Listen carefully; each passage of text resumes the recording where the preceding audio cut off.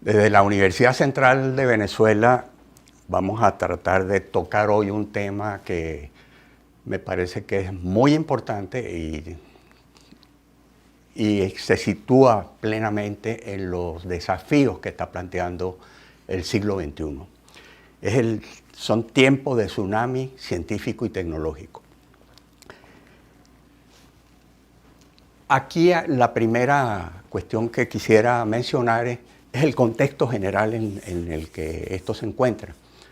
Hay una crisis plural en el planeta y la podemos identificar por la cuestión económica, en la cuestión demográfica, la cuestión ambiental, la cuestión política, y todo ocurre a nivel global.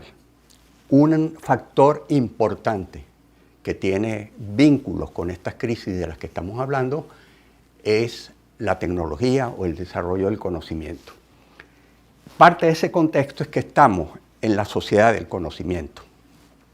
La sociedad del conocimiento es global, en primer lugar, y se caracteriza, dicho brevemente, por tres cosas. Hay una explosión del conocimiento. Nunca en la historia de la humanidad había habido un desarrollo del conocimiento que es literalmente exponencial.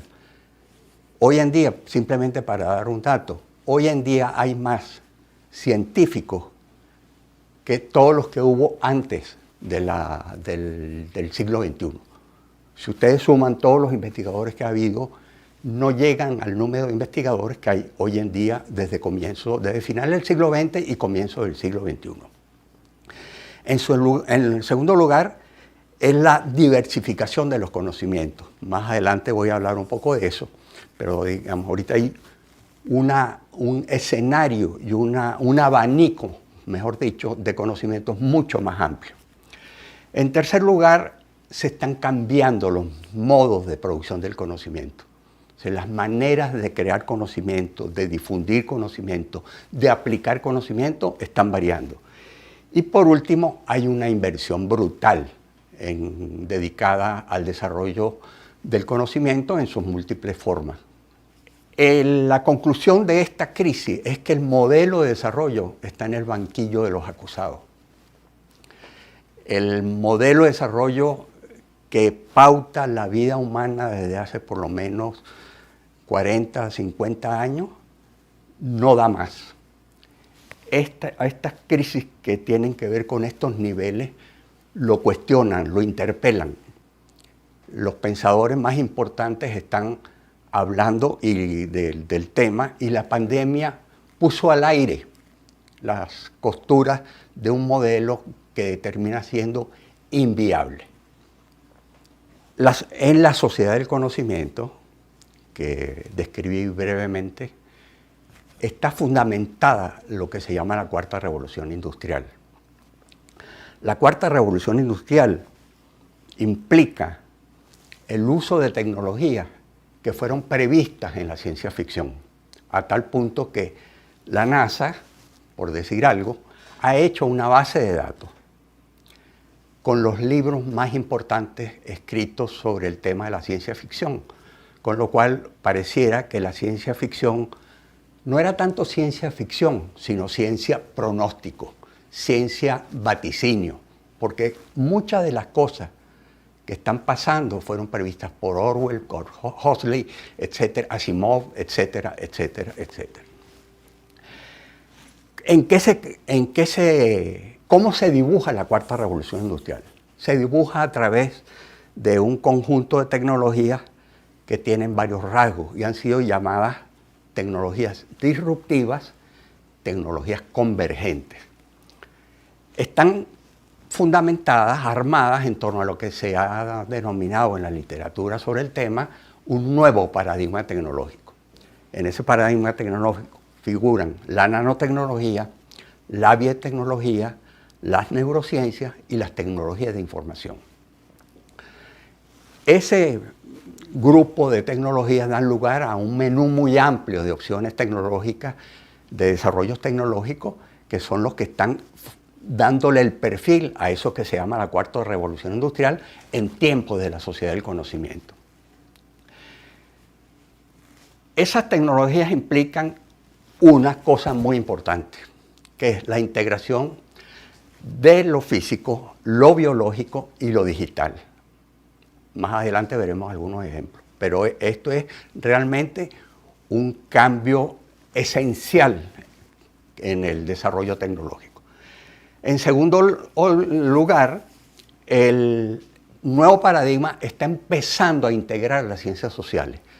Luego veremos por qué, pero es básicamente porque está generando situaciones para las cuales no tenemos medidas para calibrarlas, ni tenemos modos de interpretarlo. La cuarta revolución industrial que vengo comentando produce unos cambios que tienen tres características esenciales. Uno, son cambios radicales, por eso se llaman las tecnologías disruptivas. Marcan un antes y un después con el paradigma tecnológico, con la naturaleza del desarrollo tecnológico anterior a estas tecnologías. En segundo lugar, son cambios acelerados, son cambios que ocurren cuyo crecimiento es exponencial. Es decir, no hay forma de prepararse a los cambios, porque los cambios suceden mucho más rápido que nuestras maneras para calibrarlos, regularlos, etc. Y en tercer lugar, implican un espectro muy alto, muy amplio de aplicaciones. Sí, prácticamente no hay un escenario de la vida humana en donde no haya un impacto de estas nuevas tecnologías. En el campo de la economía, pongo un ejemplo rapidito. Hoy en día los datos son un activo de la economía. Se le llama en buena medida la economía de los datos. En segundo lugar, la política. La política ha cambiado y tenemos en el plano electoral, en el plano del control de la población, digamos, hay una sociedad vigilada digitalmente. Y la política, la exacerbación de los estados autoritarios fue muy notable en tiempos de pandemia. Es decir, en la política empieza a haber datos que registran a la población, que registran a las personas y que han dado lugar a ciertas manifestaciones en los modelos políticos. En la educación lo estamos viendo, no solamente en la teleeducación, sino también en las relaciones entre las disciplinas. Se habla de la interdisciplinariedad, se habla de cambios necesarios en las universidades, etc. Y también en el deporte. O sea, el deporte parece algo extraño, pero resulta que el deporte es un fenómeno social que es reflejo de la sociedad en que vivimos. En el deporte hay Big Data, hay inteligencia artificial, hay dopaje, incluso en forma genética, y de eso ya están alertas las autoridades olímpicas para prevenir que haya dopaje genético, lo cual alteraría las condiciones de paridad que deben regir en el deporte. Se está hablando, pues, a raíz de estos cambios, de que viene una época que es la poshistoria. Es decir, vienen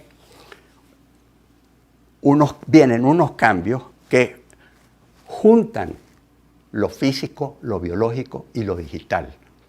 Y se está hablando, por ejemplo, en el campo del deporte, de un posdeporte, es decir, donde los atletas estén tan cambiados que no haya diferencia, por ejemplo, y es un caso claro, es el de Oscar Pistorius.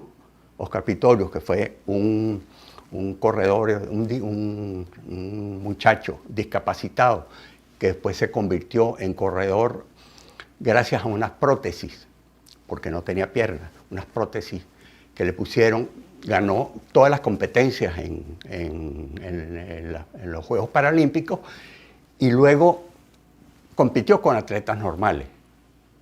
Entonces, marcó una paridad que incluso algunos interpretaron como superioridad.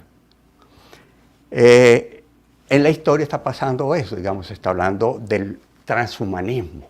El transhumanismo, que tiene varias versiones, pero no puedo detenerme en ellas, pero en general habla de la especie, del ser humano cambiado, el ser humano transformado en términos de su capacidad cerebral, de su capacidad física, al punto de que muchos hablan que podría ser que es el advenimiento de una nueva especie, lo cual es muy criticado y es muy polémico, pero digamos, lo menciono porque por ahí van las líneas.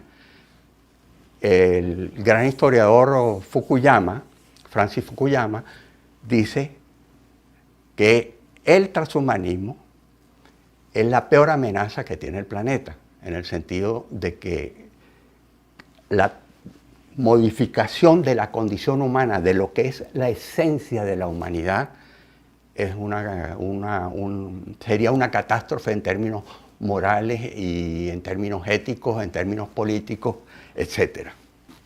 Yo quisiera hacer un pequeño comentario con el deporte, porque el deporte, repito, puede ser un claro ejemplo de lo que está ocurriendo. Es decir, en la cancha o en los escenarios deportivos no ocurre nada que no esté ocurriendo fuera y tiene sus consecuencias. Aquí cito a un filósofo muy importante que ha estudiado el tema del impacto tecnológico, de las nuevas tecnologías en el deporte, quien señala, tiene esta interrogación, que es la clave. ¿Será posible mantener el deporte como es en la actualidad? La igualdad de oportunidades, etcétera, como lo conocemos ahorita. El que imaginó Pierre de Coubertin, que fue el fundador del deporte moderno, que lo importante es competir, no ganar. Lo importante es jugar en condiciones iguales. Entonces, ¿será posible mantener ese deporte? Primera pregunta. ¿Podrá hacer frente a un entorno donde las mejores físicas que provengan de la genética, las neurociencias o las biotecnologías se generalicen? Esa pregunta que se plantean en el deporte, que tienen que ver con el béisbol, con el atletismo, con el basquetbol, con el fútbol, etcétera, son las preguntas que también tienen pertinencia fundamental en términos de la visión del planeta y en términos de la visión de la vida humana en el planeta.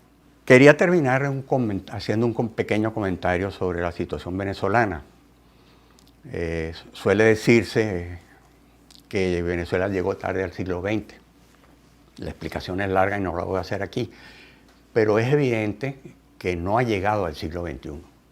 Es decir, tiene un orden, un modelo político, una economía, etcétera, que difiere mucho de lo que está ocurriendo en el planeta, en buena parte del planeta, a partir de las nuevas tecnologías. Se está generando una crisis que no deja espacio sin ocupar, el económico, el social, el educativo, el político, etcétera, y que ha hecho de Venezuela una sociedad muy atada a su coyuntura, muy pendiente de los problemas actuales, muy abocada a ver cómo se sale del paso. El horizonte más lejano es el miércoles que viene, y no estoy exagerando mucho. Solamente queda una épica del futuro, pero es épica nada más. No tenemos un relato sobre el futuro, no tenemos un diseño, un plan para abordar el futuro. Y ese futuro, como he mencionado creo que en varias ocasiones a lo largo de esta breve exposición, ese futuro tiene muchas interrogantes. Los cambios están ocurriendo tan rápido que no tenemos explicaciones para muchos de ellos. No tenemos soluciones para muchos de ellos. Voy a poner el ejemplo digital, el tema de la privacidad de los datos, el tema del capitalismo de vigilancia, etc. Son cosas que están ocurriendo en relación a los cuales no tenemos todavía cómo evaluar, no tenemos todavía cómo regular. China es un ejemplo, pero solamente un ejemplo, y las empresas tecnológicas grandes son un ejemplo. ¿Qué hacen con los datos? ¿Cómo se ejerce una vigilancia sobre la vida privada? Snowden, el famoso investigador del FBI, si no recuerdo mal, en todo caso, trabajaba para el sistema de seguridad norteamericano, renunció porque se dio cuenta que había por parte del gobierno norteamericano una vigilancia importante de la población. Y dijo una frase muy importante, dijo, yo no sé si los niños que están naciendo hoy en día tendrán vida privada. Entonces, ese tema, y podemos ver el de la inteligencia artificial, podemos ver el de la genética y los cambios genéticos, etc. Los problemas éticos, los problemas jurídicos que están planteando, nos agarran, nos toman sin respuesta. Las ciencias sociales todavía no han procesado los cambios que ocurren en la sociedad del conocimiento. Y hay también autores que dicen que la sociedad del conocimiento, paradójicamente, es también la sociedad del desconocimiento.